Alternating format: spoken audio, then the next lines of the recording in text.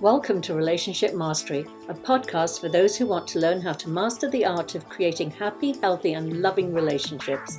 Please join me, Adey-Jones, and my co-host, Barry Selby, each Tuesday at 1 p.m. Pacific for a lively and informative conversation on everything to do with relationships. Welcome, everybody. Thank you for joining us again for another interesting conversation with Barry and me here. Indeed.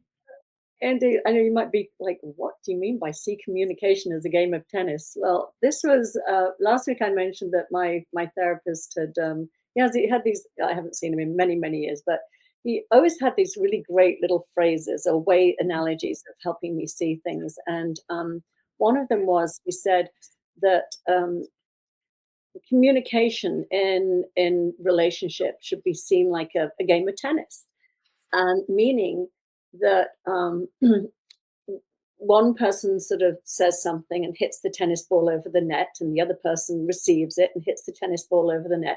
And that is a really lovely back and forth style of communication. And they said, you know, nobody wants to be bombarded by a ball machine that's coming at you. Right. Yeah. And it's so true. And I see in this age of texting, or, you know, we've all got our little phones on us. And some people say, well, I've called them 5 times. And I'm like, did they call, you know, 5 times in a row? Like to me, you text once and you wait for a response. Mm-hmm. And if you didn't get it, there's a good reason you didn't get it. Right. and to respect that. But so many people feel that, you know, that their energy, whatever it is in them, their abandonment issues or whatever, it's like, where are you? I reached out to you, didn't get back to me. And they start winding themselves up and ending up bombarding the other person. And the other person ends up feeling like they want to withdraw. So it's an energetic, that's what it is. It's the energy of a game of tennis, respecting the boundaries, respecting the rules, engagement of play, respecting that you have tossed the ball over. It's now in their court for them to respond. It's it's a very interesting way to sort of look at it and go, wow, yes, that's what keeps respect and order in a way in a relationship, that you have guidelines. I think the word I use almost is balance as well, because there is something about the tennis. The idea of a tennis match is basically, you know, the communication. The ball goes from one side to the other and then back again. But it's not, as you said, it's not like a ball machine. It's like, it's not a bombardment. And it's funny because I just want to bring up just this something I remember hearing from Alison Armstrong. Alison Armstrong years ago. She was about this, which I love, was about the idea that when women can get to a man, these are archetypes. It's not saying everyone does this, but just there's archetypes. Is that when a woman, because the thing is that the way that she describes it, and I think I agree with it to a degree, is that men and women communicate differently.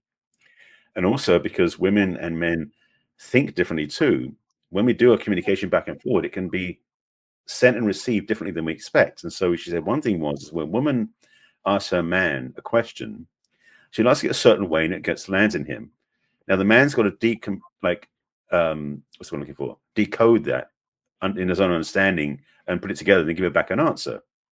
The challenge is, though, is that oftentimes for a man, he's got to think about it and process it. And because we don't necessarily emote or respond as quickly or as fluidly as women tend to, and these generalities, she might start getting a little bit like, he didn't understand it. Let me try it again. And so she'll say the question slightly differently to him. Meanwhile, he's still digesting and processing the first one. And there's got a second one on top of that. He's trying to process and digest as well. And she's getting more and more upset and perturbed. And like you're saying about, you know, these continual throwing the ball sort of thing, he's just trying to answer the first question. But because he processes differently than she does, and this is, I would say, take it out of the sexuality context and put it just in people context, is that sometimes when you send a communication to somebody, they may not receive it the way you sent it or understand what you're actually asking for. So they've got to process that. And yes, if they're smart, they'll go back, can you clarify? But oftentimes they don't. They're trying to figure it out. Meanwhile, you're sitting there going, I need an answer. I need an answer. I need an answer. And so there's this pushing to get the communication back again. So the tennis match completely falls apart. And there's no two-way communication, you know? Okay. What I'm going to take from what you said, Barry, is that women are much brighter than men. Men I didn't say it that way. This is where Barry and I disagree on certain things because I think I'm people not get, saying I don't just as I said, just don't disagree. I'm just saying that what I said was different from that. yeah, no, I know, I'm teasing you, but because I think, and I agree with you, I hear what you're saying. I just don't necessarily think that it's tends to be more men processed in that way than women and women because I Right. think it can happen on both sides. Put it that way. Yes. I Agreed. think some people are, you know, quicker at responding than others, and it can go Mhm. male or female in my experience. Right. But you're bringing up the really important point, which is what you're saying, regardless of archetypes or male female, is is to is to really witness what you have said, witness the processing that's going on the other side, Hmm. and if you feel that there's confusion on the other side, you might follow up with, would you like me to clarify, or do you need more time to think about it? Is there Yeah. something that you aren't understanding? And that's not like, is there something that you don't understand? And should I say it again, or are you what? It's not. We're not talking about that energy. We're talking Right. about Yeah. a really lovely energy of giving each other space to receive, to process, and to respond. And Hmm. something, God, I mean, this is the slowest tennis match on the earth. What we're talking about here. But what we're saying is, and what drives me mad is when somebody is talking or you're saying something and you can just see that the other person is jumping at the bit to retort, and Hmm. you haven't even expressed yourself, Right. and then they say, well, I knew what you were going to say. It's like, oh, Hmm. so dismissive, and it just shows it's not active listening, which is what Hmm. we talk about, which is really just zipping it up and being so curious to just take in and not to just keep espousing what you know and what you think. And Right. can you really play with that? Play with that, you know? Those The that you thing, the thing, the zipping of the mouth. well, that's the thing I want to jump in on is it's true that it's a sense that with I've had this conversation many times, and I know it's one of the things I was definitely not a victim of, but I was perpetrating myself. Is oftentimes we would not listen to hear, we'd listen to respond or to Yeah. react. So oftentimes we would, in fact, what you said is we would basically be jumping at the bit because we want to get either one, we think we know what they're going to say, or secondly, we want to get our point across, oblivious to what they're trying to tell us in the first place. So Mhm. oftentimes, what can be a very powerful thing to do in a relationship is when the two people are talking, independent of gender and independent of sexual preference, because one person can the other person say something to that person, and then they both understand the second person has got to spend at least 10 seconds or longer or whatever it is saying nothing so they can actually digest and process what the person said to them in the first place before they then respond back again. So it's almost like a very slow, it's like slow tennis match in the sense that this communication can be done in a more patient way, because the challenge oftentimes is we're so busy trying to fill in the silence with words, we're not actually listening to what's being said because we're rushing to fill in that gap. And frankly, we can miss a lot of the communication because we're not actually listening to what the person is communicating to us. So just hearing some of the words or watching the way they express. And sometimes I've noticed oftentimes, especially on this is on social media posts that comes up for me also, is oftentimes when somebody communicates something on social media, I want to jump in and respond. But I notice that if I take time to sit with what they've posted or what they've said, my response changes Mm. because I've changed what I observed and what I've noted, and I've sort of matured what I've heard, so to speak. So I have a different response now. And it's true in communication and it's true with texting too. This happens a lot with texting for me. If someone texts me, there's a desire to like respond right away just to be in the communication loop. But I've noticed sometimes better for me if I don't respond right away, because what they've said to me, it may be more than two words, of course, like a sentence. I'm going to sit with that and decide the answer I want to give is a different one than I originally wanted to send to them, which is more effective and more impactful and ideally more caring. So Mhm. to take the time to process what's been sent to you, so it is a matter of you listen and then hear what they said before you decide what to say back, is a gift you can give somebody if you really want to be connected to them. Yeah, yeah, I love what you're saying, and just to jump on what you just said there at the end there about Mhm. the response time. I think if you have received a communication that elicits any type of emotional response in you other than, Oh, I love you. Thank you. Those are safe. Those are safe to respond to immediately. But if Mhm. there is communication that is just doesn't sit right with you, there's something in it that you're having some type of emotional reaction, you've been triggered on some level. Boy, my rule is you give it a day. You go to bed that Yeah. night, you sleep on it, and you don't respond till the next day. If you're if it's I mean, I think in a love relationship it might be different. You might even communicate. Wow, that really hit me in a way that I need some time to process how I feel right now. That's the Hmm. response I give, or something like that.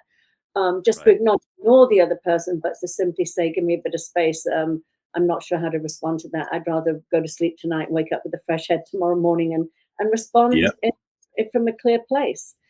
Um, but yes, we do put these rules on ourselves of we have to respond immediately, and I cannot bear passive aggressiveness. That's why I say if I am upset, I'm going to say I'm upset. That's why I'm not responding right now. I need time to Well, process these feelings.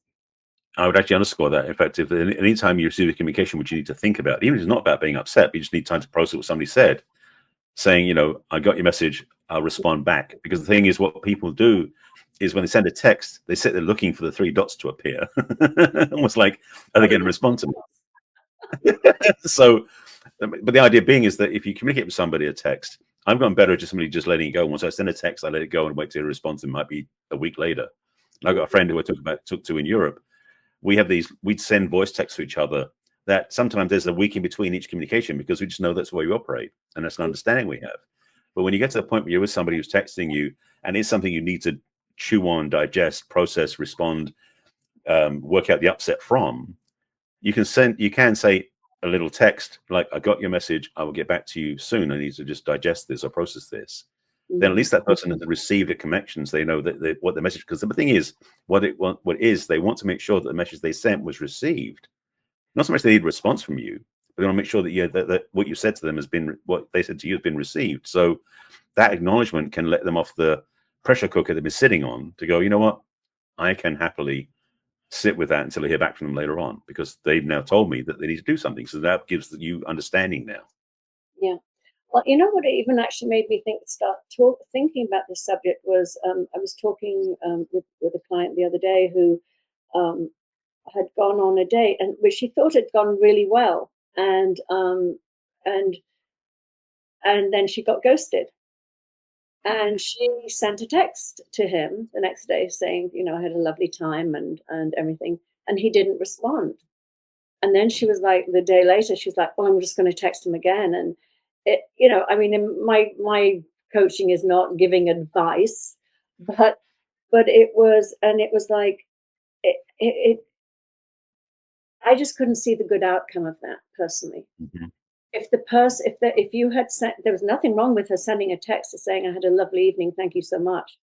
But if somebody didn't respond to that text in a timely manner, and I think, 24 hours is a timely manner to respond to a nice text like that, I would just let it go.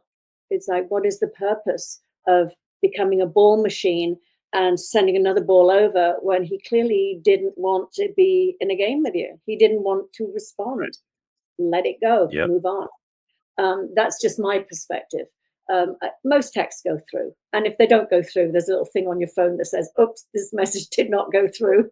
Try again," or it alerts you to the fact a message didn't go through. So most times, you know that they've received the message, and if they're not responding, as hurtful as it is, and as hurtful as ghosting is, you just got to respect it, that is their decision for whatever reason. The experience is not one that they want to repeat. They may have enjoyed it, but maybe they're just dating multiple people, and maybe they think they'll get back to you next week and you're just one of many, or whatever it is, who knows. But Yeah. again, following up one text with another text in a situation like that, I don't see the upside of that personally. No, the thing with that is that the assumption that the person has is thinking like you, or the trap we fall into, we think the person's going to think like we do. So if we think that there'll be a response in 3 minutes, doesn't mean they will think the same thing. And the idea that when you communicate to them. And yes, with current technology, basically when you send a text to somebody, you can see oftentimes when it's been delivered and also when it's been read. And now with the new RCS feature they've got, where Android phones and iPhones now communicate the same way, you see it on both sides of the coin, whether it's a green bubble or blue bubble. So the data point, so to speak, is you can see what's going on, but the emotional piece you don't necessarily know what is going on. So they may have read the message, but you don't know what's going to happen. And yeah, maybe that person is dating several other people. The other thing maybe also is that person got very busy and hasn't just get back to you. It's interesting because one of my friends, we talk about this quite a bit. One of her dating requirements is when she's in a relationship with somebody, she wants her guy to text to her. She wants to get a text in the morning, a good morning text, and a good evening text, and one during the day sometime. That's not my style. So the understanding that the text messaging, for example, because we're using that as a template for this one, is like you need to really, if you really want to get this right, is have a communication before you even start texting with somebody. How do you like texting? Do you respond within an hour? Do you respond within 5 minutes? Do you respond within 2 days? What's your time frame? So I don't bent out of shape because I didn't get the message when I thought I'd get the message. Now, of course, that's when you've got an established place. The first date, that wouldn't be a key thing. But if you're dating somebody regularly, have an understanding of what your texting or your communication or your calling requirements are, so you have an understanding. Yeah, I think this one was like 3 days later or something. So it was like, oh, I don't know. My feeling is he's not that into you, and if he's not that into you in the beginning, it's not going to Right. get any better. But talking about, oh gosh, that was another one that came in and went again. You were just talking about, the timing exactly. Yes, me too. I'm a one or two communication a day is perfectly, one even is perfectly fine for me. I remember sharing this with a friend of mine the other night. She's like, "Are you crazy? You only speak once a day?" And I was like, Yep. oh, we speak every half an hour. And it literally was like if her text wasn't responded to in half an hour, there was something wrong in the relationship. And I was like, I don't have the time for that. I don't have the bandwidth for that. Right. Once a day check in. I mean, we usually see each other every day anyway, but usually the check in is I'll be down for dinner at this time, or what time are you finishing? What time it's usually to Yeah. discuss dinner. Hmm.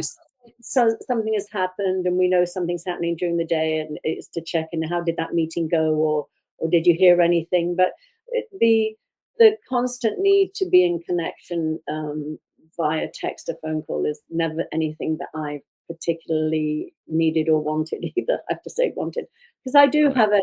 I get very sensitive to being cornered. So if I Mm. meet somebody, obviously I've been in this relationship for over 15 years now, but prior to that, when I dated, if I felt again bombarded, or that the rules of engagement were being ignored, and I was getting bombarded by texts from a man, um, I felt cornered and I didn't like it. It didn't feel good to me. It felt there was a level of disrespect or neediness, or what's the word? Pressure or Pushy. something. Pardon? Pushy. Pushy, See. yeah, exactly. Pushy Yeah. is it? Yeah, pushy. I do not do well with pushy. It's like I'm very British. We don't push. We're We're polite. fine. Exactly. So yeah, exactly. If I feel pushed, I will withdraw. That's not my.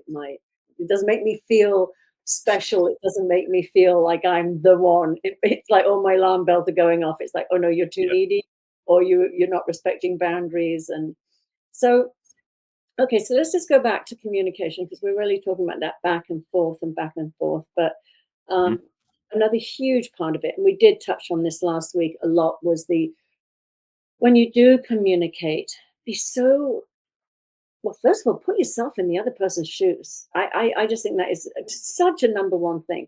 So if you're communicating in an aggressive way and a blaming way, and a you did this to me, or you stop for a second, think, how do you respond when you're on the receiving end of that, when you're on the other side of the court, and that's what's coming over the net at you?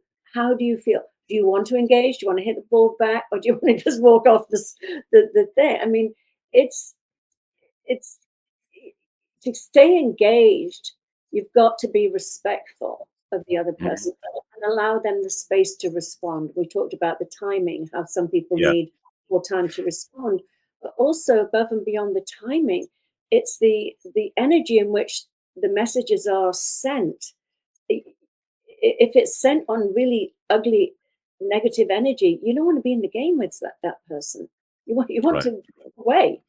So Yeah, the using the I statements, using the in this situation I feel, rather than when you do that, you make me feel. So there's a big exactly. difference. Yeah. Oh, absolutely. Yeah. Ownership language is key. Yeah, absolutely. Yeah. Yeah. And So basically, sorry for you. sorry. No, no, you go. Well, say the thing is you have to realize when you're in communication, especially like a tennis match, you got to be responsible for what you send.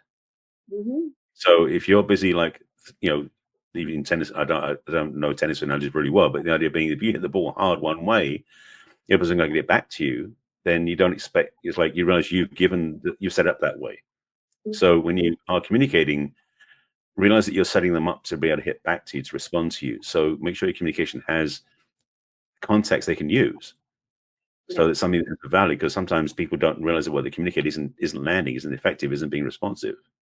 Mhm. So, I love what you said there, Barry, because I was thinking earlier, I was thinking maybe people are going to be confused. Like, I only play tennis to win. It's like, we're not talking about that today.